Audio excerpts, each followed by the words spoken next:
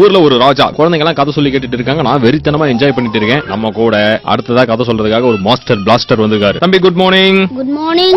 உங்க பேர் என்ன? ஆதர்ஷ். ஆதர்ஷ் என்ன படிக்கிறீங்க? 3rd standard. ஓ, என்ன கதை சொல்ல போறீங்க? வாயால் வந்த வினை கதை சொல்ல போறேன். சூப்பரா தம்பி. எல்லாரும் வாயை வச்சிட்டு சும்மா இருந்தா ஏன் பிரச்சனை இருப்பது? சரி, என்ன கதை?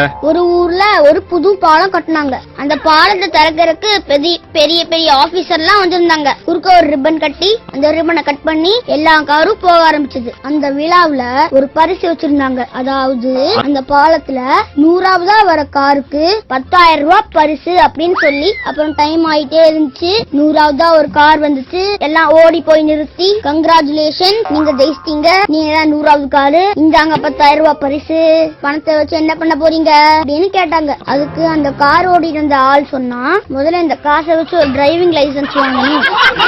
எல்லாத்துக்கும் ஒரே ஷாக்கு. அப்படியே ஷாக் ஆயிட்டாங்க. நானும் தான்டா.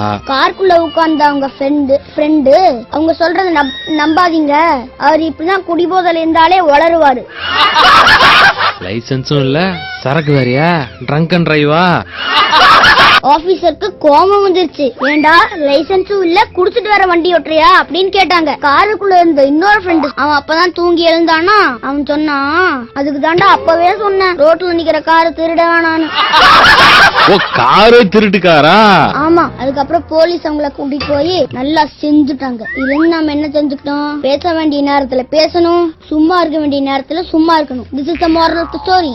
எஸ், பிரமாதம்டா தம்பி. வேற ஏதாவது கதை இருக்கா? இங்க பக்கத்து வீட்டு கதை சொல்லட்டுமா? ஏண்டா இல்லங்க, வாண்டடா வண்டி ஏறி வர மாதிரி இருக்கு.